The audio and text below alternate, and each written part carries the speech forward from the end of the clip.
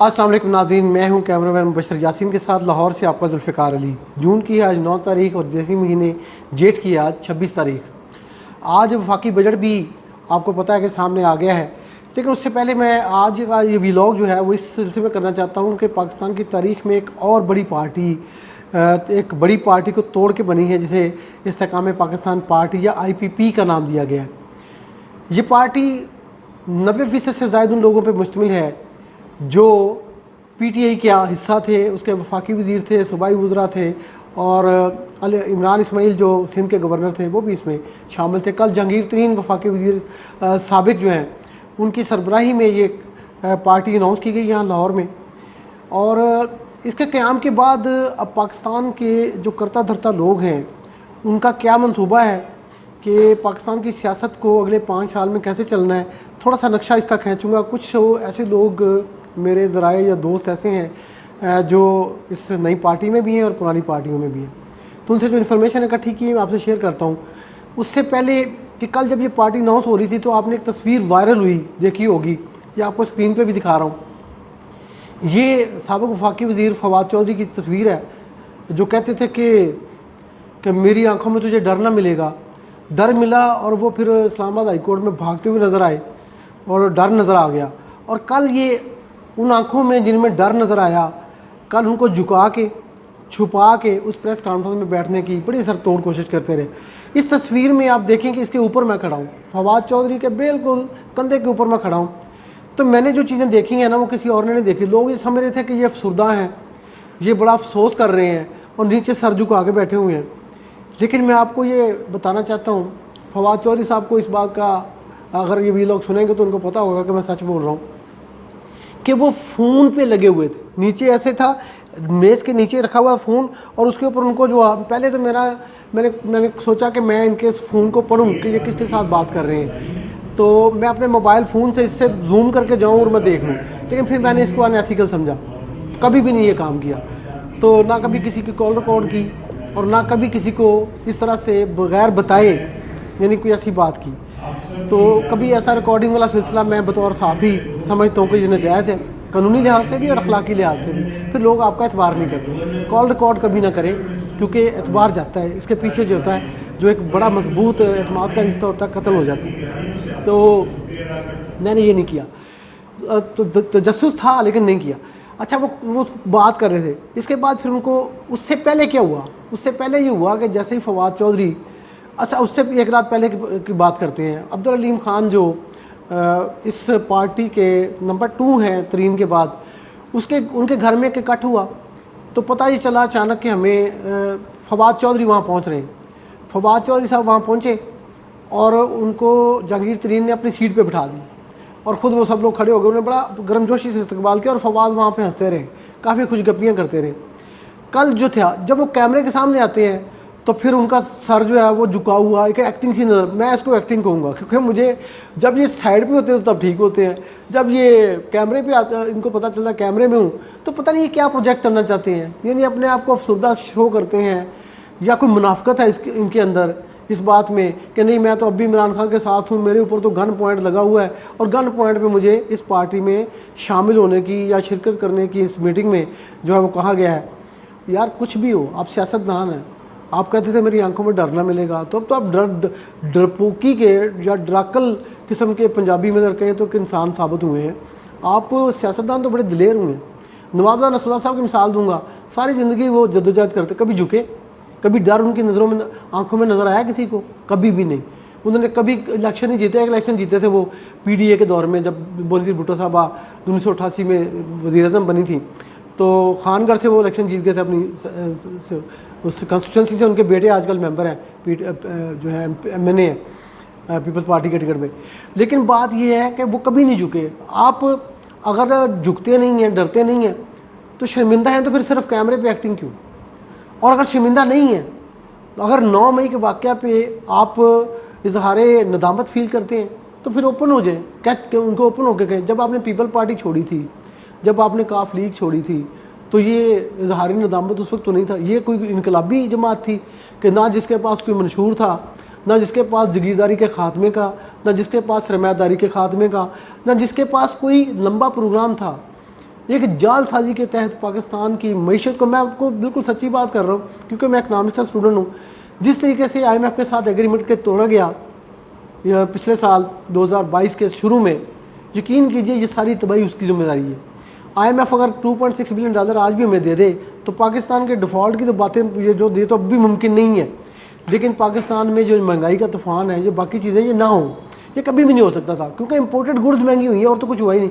महंगाई के बारे में मैं, चूँकि बजट के बारे में वीलॉग करना है, मैं उसका स्टूडेंट हूँ, पिछले 25 साल से बजट कवर कर रहा हूँ। आपको वो चीज़ें बताऊँगा बजट के उस वीलॉग में जो आमतौर पर लोगों को नहीं बताई जाती हैं। ना हमारे साफ़ी भाई बताते हैं, पता नहीं पता भी है कि नहीं, और ना कभी शराफिया बताती है, ना हुकूमत बताती है, ना अपोजिशन के पास इतनी कैपेसिटी होती है असम्बली के अंदर कि वो इन चीज़ों को, हिडन चीज़ों को डीप रिसर्च में जाके समझ सकें। क्योंकि इसके लिए ना सिर्फ पाकिस्तान की इकानमी पढ़नी पड़ती है बल्कि इंटरनेशनल IFIs होते हैं, जो इंटरनेशनल फाइनेंस इंस्टीट्यूशंस हैं, उनका मैकेनिज़्म भी समझना पड़ता है, उनका पाकिस्तान के साथ लेन देन भी समझना पड़ता है, तो फिर जाके समझ आती है बजट में छुपाया क्या गया। तो बताऊँगा, तो फवाद चौधरी साहब को उन्होंने जब एंटर हुए हॉल में PC के, तो उनको मेन सीट पे बिठाया। वहाँ से उन्होंने तरीन साहब को कहा मैं ज़रा साथ वाली सीट पे बैठता हूँ, तो उससे 4-6 सीटें उठा के उधर बैठ गए।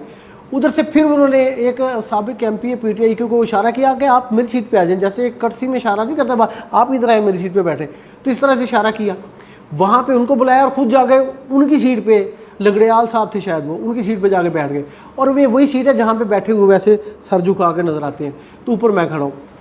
अब उसके बाद थोड़ी देर के बाद एक इस्तेकाम पाकिस्तान पार्टी के एक ऑर्गेनाइज़र, सियासतदान नहीं है लेकिन ऑर्गेनाइज़र है, वो यानी वो वाले ऑर्गेनाइज़र नहीं, एक सियासी ऑर्गेनाइज़र उनके पास है, और ऐसे करके इशारा करके उनको बुलाया।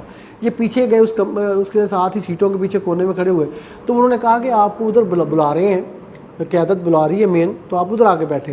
तो उन्होंने ना बड़े मगर इशारे से कहा कि नहीं मैं इधर ठीक हूँ, मतलब कोई ऐसी बात नहीं है, मैं इधर ही हूँ, मैं इधर ही ठीक हूँ।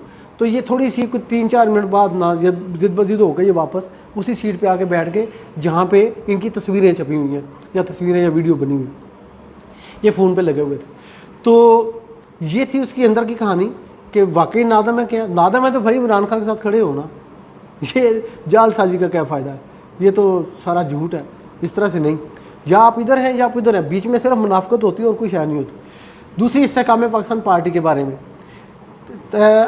इस्तेकाम पाकिस्तान पार्टी जो बनी है, इसके अंदर अब आप अगर गौर से सूरत हाल सियासी अगर देखें तो पाकिस्तान पीपल्स पार्टी बड़ी जमात है, सिंध में उनकी हुकूमत है, वफाक में वज़ीर ख़ारजा हैं बिलावल भुट्टो, उनके कैबिनेट के बड़ी अच्छे स्लॉट्स के मिनिस्टर्स हैं, वो है।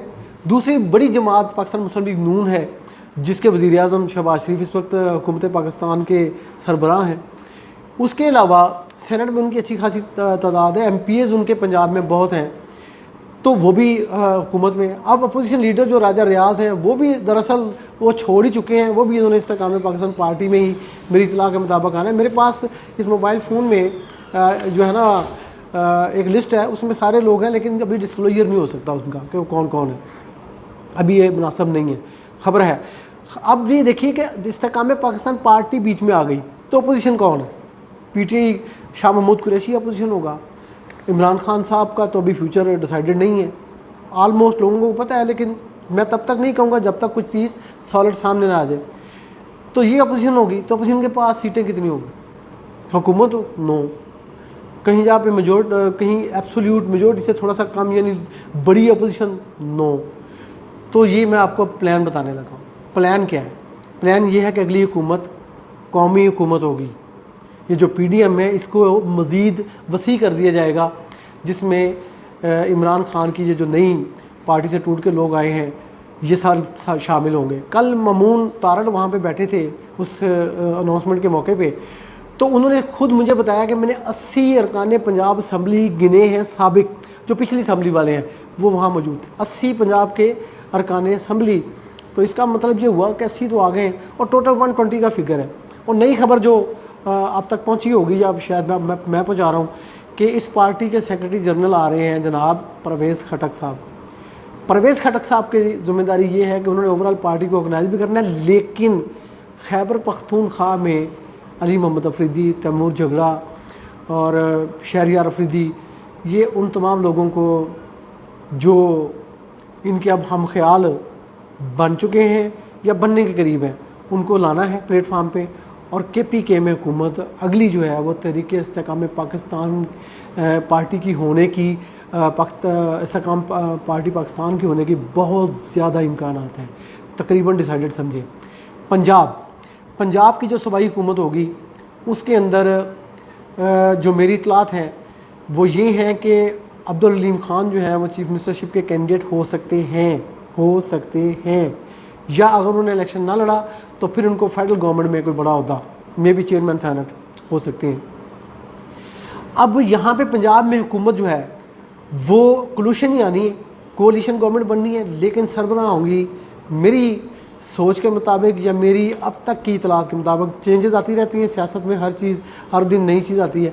मरीम नवाज शरीफ चीफ मिनिस्टर पंजाब हैं अगली, और कराची में पाकिस्तान पीपल्स पार्टी लीड करेगी गवर्नमेंट को, सूबाई गवर्नमेंट को।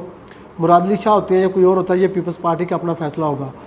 और वफाक में वज़ीर आज़म पाकिस्तान के लिए अब तक की जो मामला तय हैं वो बिलावल भुट्टो ज़रदारी हैं।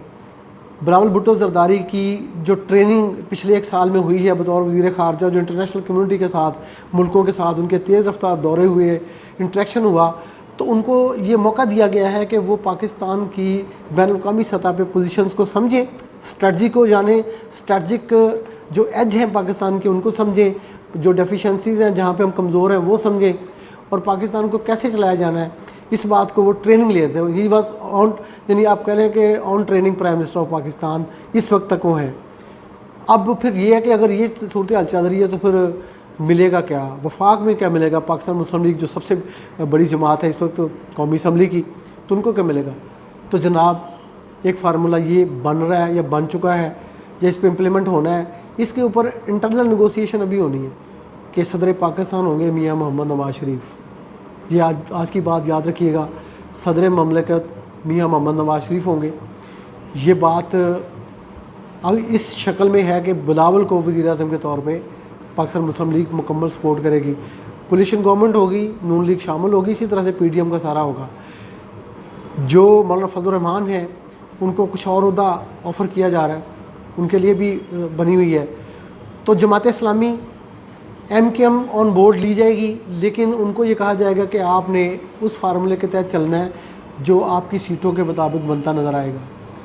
उनको भी तरीके इस्तेकाम पाकिस्तान के साथ शायद सीट एडजस्टमेंट करनी पड़े, और पंजाब में सीट एडजस्टमेंट जो है वो नून लीग की और इस्तेकाम पाकिस्तान पार्टी की जो है वो तकरीबन तय है।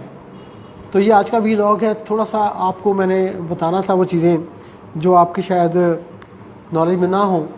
तो अगली अपोजिशन फ्रेंडली अपोजिशन होनी है, इनमें से कोई शायद जो भी आ जाए, जो जिसका तय होगा वही होगा। अगले 5 साल की हुकूमत जो है वो ये बात तय है कि वो एक मखलूत हुकूमत है, कौमी हुकूमत।